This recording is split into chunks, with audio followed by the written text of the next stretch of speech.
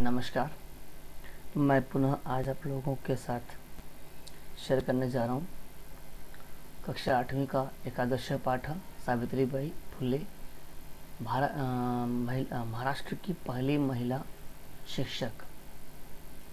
शिक्षक पद कभी भी स्त्रीलिंग पुल्लिंग नहीं होता, लेकिन फिर भी हम हमारी भाषा और हमारे अनुसार हम लोग जो है शिक्षक का शिक्षिका हम बना सकते हैं।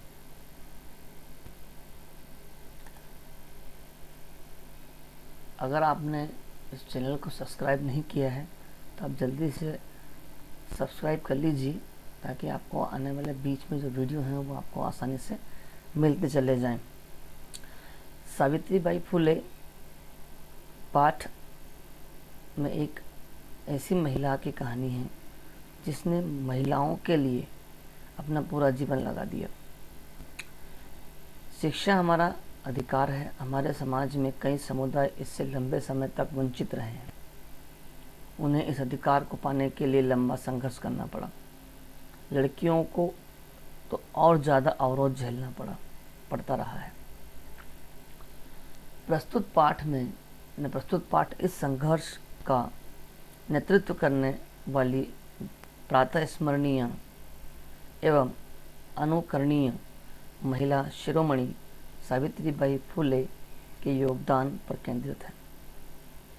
किस प्रकार से, अब देखिए यहाँ पर चित्र दिया हुआ है। चित्र का वर्णन आगे दिया हुआ है पाठ में, लेकिन मैं आप लोगों को बता देता हूँ। मैं आप लोगों को बता रहा हूँ यहाँ पर कि चित्र में एक शिक्षिका है और कुछ लोग जो हैं उन पर धूल और पत्थर फेंकते हैं, और फिर भी वे रुकती नहीं हैं और लड़कियों की शिक्षा के लिए वे हर संभव प्रयास करती हैं और विद्यालय जाकर उन्हें पढ़ाती हैं। उन्होंने कभी भी अवरोधों को अपने मायने नहीं रखा। अगर किसी ने धूल फेंकी ठीक है, किसी ने पत्थर फेंके ठीक है, किसी ने रोका ठीक है, लेकिन उन्हें जो करना था उन्होंने किया। हम यहाँ से शुरू करेंगे हमारा काम। ऊपरी निर्मित चित्र पश्चित, ऊपर बना हुआ चित्र देखो। इदम चित्रम कस्यचित् पाठशालाया वर्तते। इस चित्र में किसी की कोई पाठशाला है, यह स्कूल है। यम सामान्य पाठशाला नास्ति, यह सामान्य पाठशाला नहीं है। इयम अस्ति महाराष्ट्रस्य प्रथमा कन्या पाठशाला, यह है महाराष्ट्र की पहली कन्या पाठशाला। एका शिक्षिका गृहात् पुस्तकानि आदाय चलति। एक शिक्षिका घर से पुस्तकें लेकर चलती हैं। मार्गे कश्चित् तस्या उपरि धूलिं कश्चित् च प्रस्तरखण्डान् क्षिपति। रास्ते में कोई उसके ऊपर धूल और कोई प्रस्तरखण्डान पत्थर के टुकड़े क्षिपति यानी फेंकते हैं। परम सा स्वदृढ़ निश्चयात् न विचरति, परंतु वह अपने दृढ़ निश्चय से नहीं भटकती या विचलित होती। स्वविद्यालये कन्याभिः सविनोदम् आलपन्ति, सा अध्यापने संलग्ना भवति। अपने विद्यालय में लड़कियों के साथ हंसी मजाक से बातचीत करती हुई वह पढ़ाने में संलग्न होती है। तस्याः स्वकीयम् अध्ययनमपि सहैव प्रचलति। उसका स्वयं का अध्ययन भी साथ ही चलता है। के अयम महिला, कौन है यह महिला? अपि यूयमिमां महिलां जानीथ, क्या आप इस महिला को जानते हो? इयमेव, यह है महाराष्ट्र की प्रथम महिला शिक्षिका सावित्रीबाई फुले नामधेय नाम वाली महाराष्ट्रस्य प्रथमा महिला शिक्षिका सावित्रीबाई फुले नामधेय। इयमेव पीछे गया इयमेव यानी यह महाराष्ट्र की पहली महिला शिक्षिका सावित्रीबाई फुले नाम वाली। जनवरी मासस्य तृतीय दिवसे 1831 तमे ख्रीष्टाब्दे महाराष्ट्रस्य नायगाव नाम्ने स्थाने सावित्री अजायत। जनवरी मासस्य तृतीय दिवसे 3 जनवरी 1831 ईस्वी को महाराष्ट्र के नायगांव नामक स्थान पर सावित्री जन्मी या सावित्री ने जन्म लिया। तस्याह माता लक्ष्मीबाई पिता च खंडोजी इति अभिहितो। उनकी माता लक्ष्मीबाई और पिता खंडोजी माने गए। अभिहितो। नववर्ष देशीया सा ज्योतिबा फुले महोदयेन परिणीता। नव वर्ष की उम्र में ही वे ज्योतिबा फुले महोदय के साथ ब्याही गई। परिणीता ब्याही गई। सोऽपि तदानीं 13 वर्षकल्पः एव आसीत्। वह भी उस समय 13 वर्ष के ही थे। यतो हि सः स्त्री शिक्षायाः प्रबलः समर्थकः आसीत्। वे भी सहनिवह यतो ही इसी प्रकार वे भी स्त्री शिक्षा के प्रबल समर्थक थे। अतः सावित्र्या मनसि स्थिता अध्ययनाभिलाषा उत्साहं प्राप्तवती। इसी प्रकार सावित्री के मन में स्थित पढ़ने की अभिलाषा, पढ़ने की इच्छा जो है उत्साह को प्राप्त हुई, यानी कि और उन्हें एप्रिसिएशन मिला कि तुम्हें पढ़ना चाहिए और मैं पढ़ूंगी। इतः परम सा साग्रहम् आंग्लभाषाया अपि अध्ययनं कृतवती। इसी प्रकार परम ने दूसरी साइड उन्होंने साग्रहम आग्रह के अनुसार उन्होंने आंग्ल भाषा यानी अंग्रेजी भाषा का भी अध्ययन किया।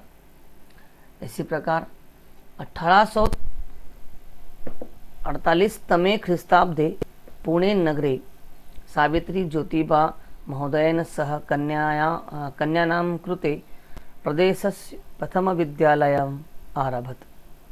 1848 में पुणे नगर में सावित्री बाई ने ज्योतिबा महोदय के साथ कन्यानां कृते कन्याओं के लिए प्रदेश का राज्य का पहला विद्यालय आरंभ किया। तदानीं सा केवलं 17 वर्षीया आसीत्। उस समय वे केवल 17 वर्ष की थीं। 1851 तमे ख्रीष्टाब्दे अस्पृश्यत्वात् तिरस्कृतस्य समुदायस्य बालिकानां कृते पृथक्तया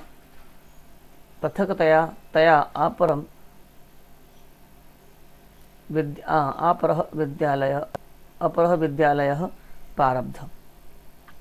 1851 ईस्वी में छुआछूत से तिरस्कृत समुदाय की बालिकाओं के लिए अलग से उनका दूसरा विद्यालय प्रारंभ किया।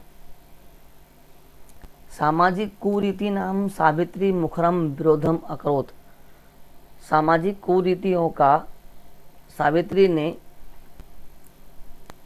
दृढ़तापूर्वक विरोध किया। विधवानां शिरोमुंडनस्य निराकरणाय सा साक्षात् नापिते मिलिता। विधवा स्त्रियों के सिर मुंडन के निराकरण के लिए वे स्वयं नापिता नाइयों से मिली, नापिते हैं नाइयों से। फलतः केचन नापिता अस्यां रूढ़ो सहभागिताम अत्यजन। परिणाम स्वरूप कुछ नाइयों ने इस रूढ़ी में सहभागिता छोड़ दी, यह सहभागिता का त्याग किया। एकदा सावित्र्या मार्गे दृष्टम यत् कूपम निकषाक्षेण वस्त्रावृताः तथा कथिता निम्न जातीयाः काचित् नार्यः जलम पातुम याचन्ते स्म।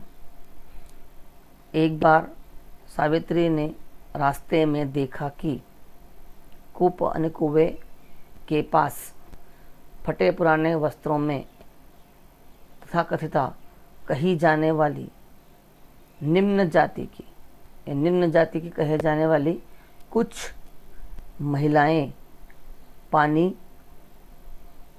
जलम पातुम पानी लेने की याचना कर रही थी। अब इसको हम इसमें लिख सकते हैं कि जल मांग रही थी। उच्च वर्गीयाः उपहासं कुर्वन्तः कूपात् जलोद्धरणम् अवारयन्। उच्च वर्गीय यानी उच्च वर्ग के लोगों द्वारा, लोगों हम यहाँ लगा सकते हैं, उच्च वर्ग से आने वाले लोगों के द्वारा उपहासम यानी उनका मजाक उड़ाते हुए कुएं से पानी लेने से रोक दिया। अवारयन् सावित्री एतत् अपमानं सोढुं न शक्नोत्। सावित्री ने यह अपमान सहन नहीं किया या सहन नहीं कर सकी। सा ताः स्त्रियः निजगृहं नीतवती। वे उन स्त्रियों महिलाओं को अपने घर ले गई। तडागम दर्शयित्वा अकथयच्च, तालाब दिखाकर बोली, और यहाँ आगे लग जाएगा, और तालाब दिखाकर कहा कि यथेष्टम जलम नयत, जितना जल चाहिए ले लो।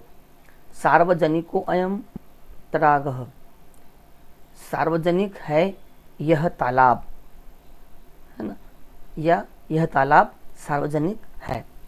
अस्मात् जलग्रहणे नास्ति जाति बंधनम, इससे पानी लेने में या जल लेने में नहीं है जाति बंधन नहीं है। तया मनुष्याणां समानतायाः स्वतंत्रतायाश्च पक्षः सर्वदा समर्थता। उन्होंने मनुष्यों की समानता और स्वतंत्रता के पक्ष का हमेशा और हर जगह समर्थन किया। महिला सेवा मंडल, शिशु हत्या प्रतिबंधक गृह इत्यादीनां संस्थानां स्थापनाय फूले दंपत्योः अवदानं महत्वपूर्णम्। महिला सेवा मंडल और शिशु हत्या प्रतिबंधक गृह इत्यादि संस्थाओं की स्थापना में फूले दंपति का योगदान महत्वपूर्ण है।